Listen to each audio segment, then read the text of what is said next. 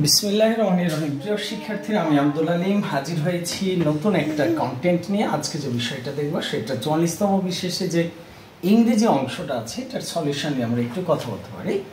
Okay, selecting the appropriate preposition. Are you doing anything special that's the weekend. অবশ্যই এখানে আমরা বলবো at. কেন? যদি সপ্তাহের শেষান্তে বোঝায় তখন আমরা এটাকে বলি অ্যাট। যদি সপ্তাহের মধ্যে হতো তাহলে ইন এ উইক, মানে এক সপ্তাহে। ওকে, সো আমার সঠিক উত্তর কি? অ্যাট। ওকে, এর পরেরটা 2 নম্বর বলছি, what is the plural form of sheep? Sheep, deer, salmon এই শব্দগুলোর সিঙ্গুলারেও যা প্লুরালেও তা। তাহলে এখানে শিপ কি? শিপের প্লুরাল শিপ। পরেরটা বলি, what is the verb form of the word ability? Ability মানে দক্ষতা। এই অ্যাবিলিটি হলো দক্ষতা বা কাজ করতে পারা, কাজ করতে পারার যে দক্ষতা, এটাকে আমরা অ্যাবিলিটি বলছি। আর এর ভার্ব ফর্ম হলো এনেবল। এনেবল, ইনএবিলিটি হলো তার অ্যান্টোনিম। আনবাইল এটা শব্দই নয়, এনেবল। তাহলে অ্যাবিলিটি এর ভার্ব হলো এনেবল। অ্যাবল এটা অ্যাডজেক্টিভ, অ্যাবিলিটি নাউন এবং এনেবল এগুলো সব এক একটা হলো derivatives. Derivative. The word equivocation refers to, আমাদের 4টা অপশন আছে। ইকুইভোকেশন আমরা বলছি two contrary things in the same statement. এটাই মূলত যখন একই সাথে দুইটি বিপরীতধর্মী বিষয় নিয়ে কথা বলা হবে তখন সেগুলোকে আমরা বলছি ইকুইভোকেশন। Which of the following word is spelled correctly?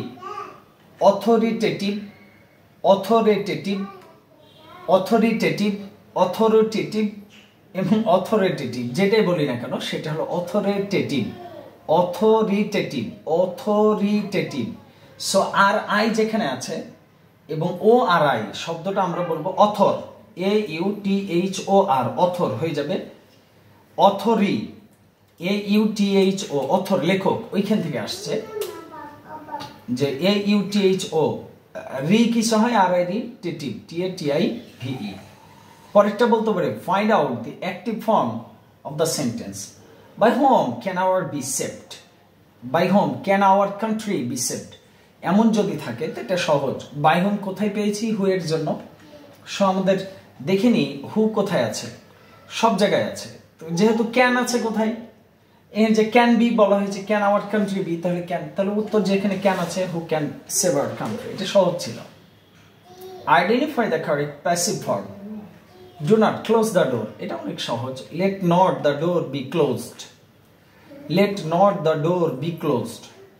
Imperative বাক্যে নেগেটিভ থাকলে লেট নট করতে হয়। So let not the door be closed. Sitting happily the chicken laid eggs.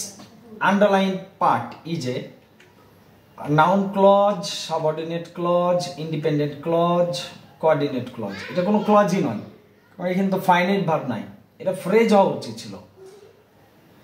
এবং সেটা অবশ্যই sitting happily the chicken laid eggs, এটার ব্যাখ্যা আমার কাছে নাই। যদি এখানে উত্তর দিয়েছে সাবঅর্ডিনেট ক্লজ, কিন্তু কেন আমি জানি না, পরে জেনে জানাবো। ওকে, 9 number, what kind of noun is river? River একটা কমন নাউন। এটা নিয়ে আসলে সাধারণ নাম, যদি যমুনা হতো, মেঘনা হতো তাহলে প্রপার নাউন, কিন্তু এমনি রিভার তখন এটা হলো কমন নাউন, সহজ। Identify the correct tense. My father dash before I came. Okay, before এর ব্যবহার হয়েছে, বিফোর আগে পাস্ট পারফেক্ট, পরে পাস্ট ইনডিফিনিট। সো বিফোর এর আগে পাস্ট পারফেক্ট, পরে past indefinite. Past indefinite I came আছে, তাহলে পাস্ট পারফেক্ট কোনটা হবে? Had left. উত্তর হয়ে গেল had left. Which of the following words is spelled incorrectly? Incorrectly সেটা হলো গ্লিসারিন, ইডিওসিনক্রাসি, লেক্সিকোগ্রাফি, সবগুলো বানান সঠিক। রেমিনিসেন্স এ বানানটা ভুল, R E M I N I S হতো, শব্দটা হতো R E M I, reminiscence N I S হতো, তো এই বানানটা incorrectly spelled. N E S আছে, এটা হতো N I S, reminiscence. The controlling sentence of a paragraph is known as, প্যারাগ্রাফকে নিয়ন্ত্রণ করে যে সেন্টেন্সটা সেটাকে বলা হয় টপিক সেন্টেন্স। আমরা এটাকে মাথায় রাখবো, সেটাকে আমরা বলছি টপিক সেন্টেন্স।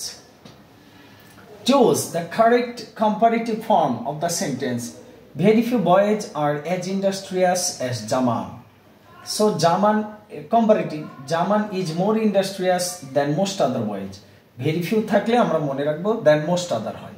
সো একটা জায়গায় আছে দ্যান মোস্ট আদার, তাহলে সঠিক উত্তর ওটাই, যেটাতে আছে ওটাই সঠিক উত্তর।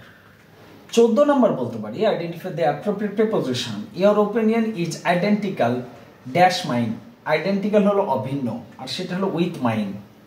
কারোর সাথে তুলনা করার ক্ষেত্রে উইথ করবো, আইডেন্টিক্যাল উইথ মাইন, আমার সাথে। ভাইটাল, ভাইটাল এটা একটা অ্যাডজেক্টিভ ফর্ম। এটা এগুলো এক কথায় আসলে মনে রাখা উচিত, মুখস্থ করে নেওয়া দরকার। Vital adjective. অ্যাডভার্ব কি? ভাইটালি। নাউন কি? ভাইটালিটি। এই তো। 16 নম্বর বলতে পারি to get along with. To get along with হলো মানিয়ে নেওয়া যেটা, আর সেটা হলো টু অ্যাডজাস্ট। এটা খুব গুরুত্বপূর্ণ, অনেক আসে এটা। 17 নম্বর the synonym for panoramic. Panoramic হলো মনোমুগ্ধকর, enchanting, scenic, narrow, limited, restricted. আর মজার একটা বিষয় আছে, অপশন দেখে উত্তর বের করা যায়। ন্যারো সংকীর্ণ, লিমিটেড সীমিত, তার মানে সংকীর্ণ, রেস্ট্রিক্টেড ওই তো রেস্ট্রিক্টেড মানে কি, যে যেখানে যেতে দেওয়া হয় না, নিষেধাজ্ঞা আছে। তার মানে এই তিনটা সবই কি একই টাইপের, সিনোনিম টাইপের, একটা ব্যতিক্রম সিনিক। আর এমনি প্যানোরামিক হলো কি মনোমুগ্ধকর, তাহলে সিনিক, দৃশ্য। ওকে, এটাই। 18 নম্বর বলবো দ্য অ্যান্টোনিম ফর স্লথফুল ইজ। স্লথফুল হলো মন্থর, স্থির, এটা একটা অ্যাডজেক্টিভ। প্লেফুল হলো প্রাণবন্ত, স্লাগিশ, মন্থর, স্থির। অ্যান্টোনিম বলেছে এনার্জেটিক মানে খুব শক্তি, এবং কলসাম মানে ঝগড়াটে। সো আমাদের বি এবং ডি অটোবাদ, এমনি বাদ, কারণ এটা ওই রকম মিনিং দেয়। আমাদের এ এবং সি আছে। প্লেফুল হলো আনন্দদায়ক, আর এনার্জেটিক হলো খুব শক্তিশালী মানে এনার্জিওয়ালা। স্লথফুল হলো মন্থর থেকে আমরা এনার্জেটিক পাবো, এই তো এনার্জেটিক। জি। 19 by and large. By and large হলো অধিকাংশ বলবো, এভরিওয়্যার মানে যেখানে সেখানে, সব জায়গায়। ভেরি লার্জ ব্যাপক বড়, মোস্টলি অধিকাংশ, ফার অ্যাওয়ে মানে দূরে। সো বাই অ্যান্ড লার্জ হলো কি অধিকাংশ, মোস্টলি অধিকাংশ সময়, বাই অ্যান্ড লার্জ অধিকাংশ সময়। He could not win but learned a lot. এটা কোন পার্টস অফ স্পিচ? বাট এখানে একটা কনজাংশন, কেন ব্যাখ্যা নেই। বাট যখন দুইটা বাক্যাংশকে নয়, দুইটা ক্লজকে যুক্ত করবে বা বাক্যাংশকে যুক্ত করে, দুইটা উপাদানকে যুক্ত করবে, তখন সেটাকে আমরা বলবো এটা একটা conjunction. He could not win, এটা একটা could not win finite verb. He could not win এটা একটা ক্লজ, এখানে কোনো কনজাংশন নাই, সুতরাং এটা প্রিন্সিপাল ক্লজ। আর বাট লার্নড এ লট, এই বাট থেকে পরের অংশ, এটা একটা ক্লজ। আর এই ক্লজটা হয়ে গেল কোঅর্ডিনেট ক্লজ। কোঅর্ডিনেট ক্লজ যে বাক্যে থাকে সেটা কম্পাউন্ড বাক্য, কোঅর্ডিনেট ক্লজ যে বাক্যে থাকে সেটা কম্পাউন্ড বাক্য। সুতরাং বাট এখানে একটা কনজাংশন। সো এতটুকুই কাজ ছিল maybe. Oh thank you very much. Stay with us, stay with Nahid Alim. আর আমার জন্য অবশ্যই দোয়া চাই, আমি যেন সুস্থ থাকি। সবার জন্য শুভকামনা। আল্লাহ হাফেজ।